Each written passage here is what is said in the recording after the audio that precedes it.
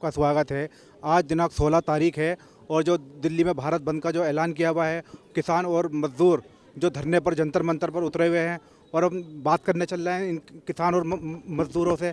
तो बात करते हैं, हमारे साथ हैं राकेश कुमार जी। इस वक्त हमारे साथ राकेश कुमार जी मौजूद हैं। बात करते हैं राकेश कुमार जी से। जी सर। जी सर। सर, आज का जो धरना प्रदर्शन है उसके ऊपर आप क्या? देखिए, आज का जो धरना है, हमारा जो प्रोटेस्ट है, पूरी दिल्ली में औद्योगिक हड़ताल चल रही है। और इसके अलावा किसानों का जो मोर्चा आप देख ही रहे हैं, पूरी दिल्ली के अंदर किसानों और मजदूरों का एक संयुक्त तौर पर जो है ना, एक विरोध प्रदर्शन पूरी दिल्ली में चल रहा है। जगह जगह चल रहा है। आज जंतर मंतर पे हुआ है। इसके अलावा कई जगह जो है लेबर यूनियंस के धरने प्रदर्शन हुए हैं। लेबर यूनियन के, जैसे मैंने सुना है कि कमिश्नर है, लेबर कमिश्नर है जहाँ सिविल लाइन में, वहाँ भी एक धरना प्रदर्शन हुआ है। और मज़दूरों और किसानों का मन दोनों एक साथ मिलकर संघर्ष कर रहे हैं। किसानों के सवाल पर भी मजदूर इकट्ठा है और मज़दूरों के सवाल पर किसान इकट्ठा है।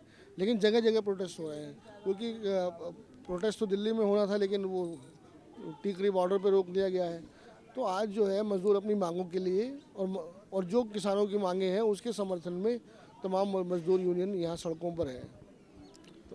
जी। तो अभी जैसे अभी इनको हर जगह रोका हुआ है, इस प्रदर्शन से कितना फर्क पड़ा है अरे सर, प्रदर्शन गवर्नमेंट को? गवर्नमेंट ने तो पूरा दमन कर रही है ना। गवर्नमेंट ने तो धारा 144 लगाई हुई है। क्यों लगाई हुई है? जहाँ प्रोटेस्ट होता है वहाँ लगा लो। पूरी दिल्ली के अंदर आप 4 आदमी इकट्ठे नहीं कर सकते। धारा 144 लागू है पूरी दिल्ली के अंदर।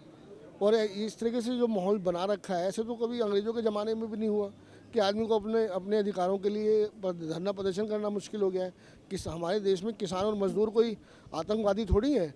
ये हमारे देश के लोग, हम हिंदुस्तान के लोग हैं, जो मजदूर और किसान, और उनके साथ ऐसा व्यवहार किया जा रहा है जैसे कोई आतंकवादी हैं ये लोग, और उनके साथ दमन किया जा रहा है। तो ये एक बड़ा शर्मनाक माहौल बनाया है मोदी सरकार ने। मोदी सरकार को डर है। मैंने कहा मोदी सरकार तो ईवीएम की देन है, वरना तो ये मोदी सरकार किसी भी सूरत में अगर बैलेट पेपर पे अगर आप चुनाव करा लें तो ये सत्ता में दोबारा नहीं आएंगे। तो मोदी सरकार के किसान खिलाफ है, मजदूर खिलाफ है, हर वर्ग खिलाफ है मोदी सरकार के। ये अच्छे दिन का वादा करके सत्ता में आए थे। आज लोगों को खून के आंसू रुलवा रहे हैं।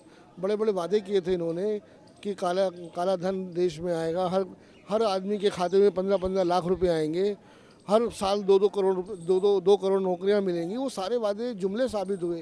ये जुमलेबाजों की सरकार है। अब राम मंदिर का सहारा लेकर ये लोग सत्ता में आना चाहते हैं। जनता को हम यही अपील कर रहे हैं। ये लोग राम के नाम पे सत्ता में आना चाहते हैं। ये हम लोगों के प्रतिनिधि नहीं है। ये मतलब गरीब विरोधी सरकार है। मैं तो यही कहूँगा, मजदूर विरोधी सरकार है, किसान विरोधी सरकार है। इसका जाना जरूरी है। और इस देश में संविधान को भी ये लोग नहीं मानते हैं, कोर्ट को भी नहीं मानते हैं।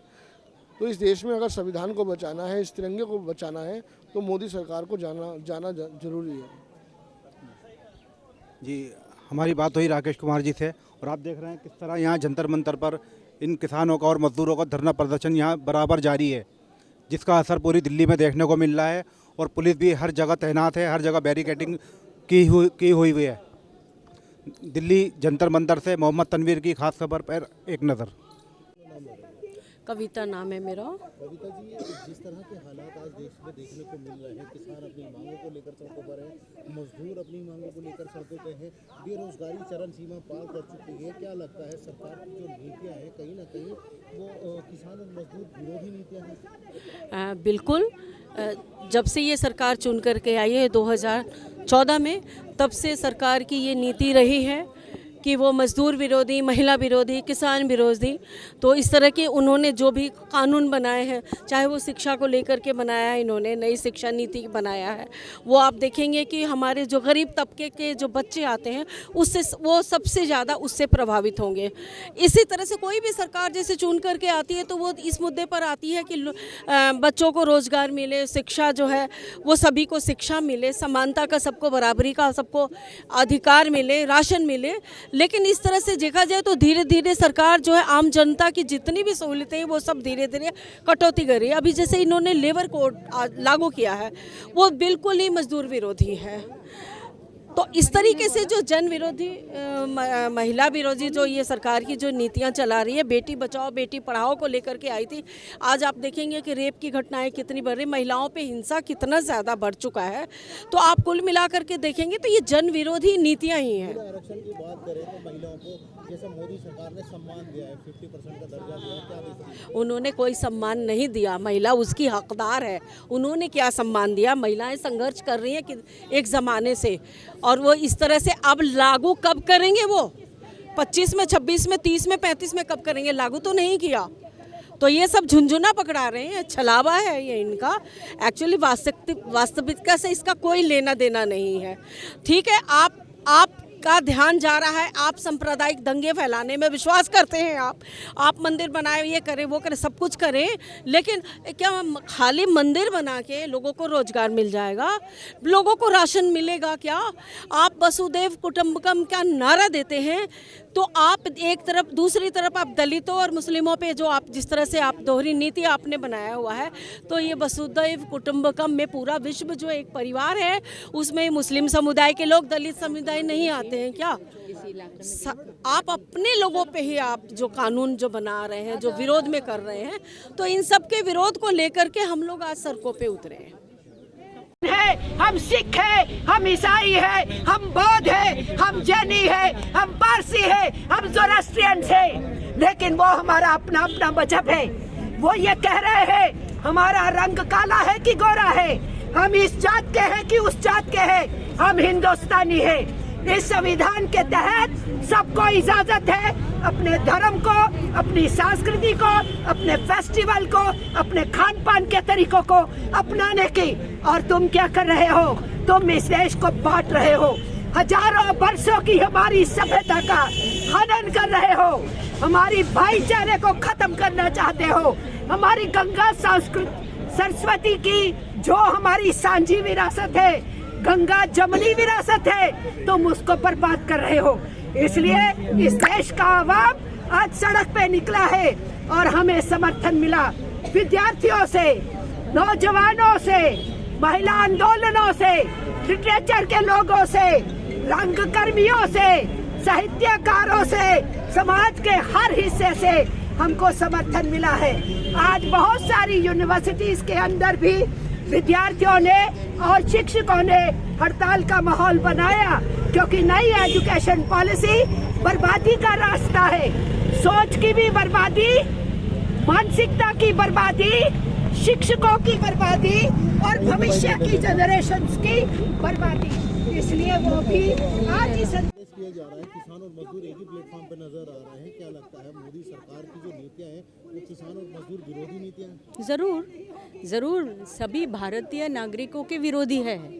जो किसान है, मजदूर है, युवक है, महिलाएं हैं, खेत मजदूर है, मध्यम वर्ग है, पत्रकार है, सबके विरोध में ये फैसले ले रहे हैं। ये इस देश को एक हुकूमत के हिसाब से चलाना चाह रहे हैं। धर्म की और जात की राजनीति, नफ़रत की राजनीति पे चलाना चाहते हैं और अंबानी अदानी को बेचना चाहते हैं।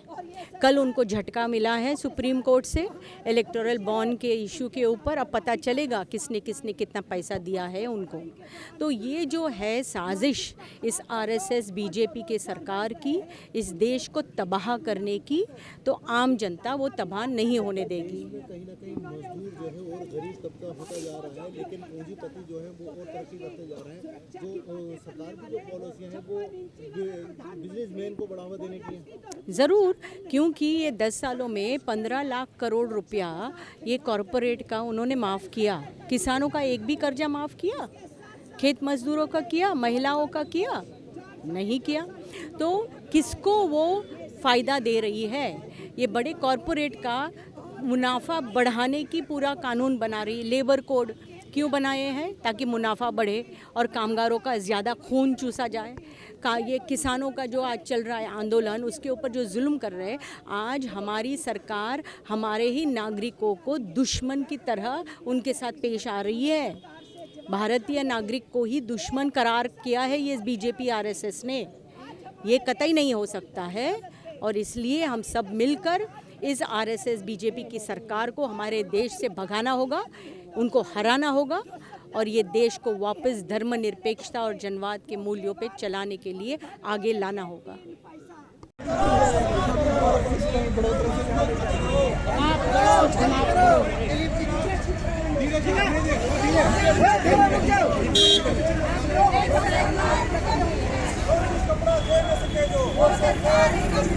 मजदूर एकता जिंदाबाद, मजदूर एकता जिंदाबाद, मजदूर एकता जिंदाबाद, मजदूर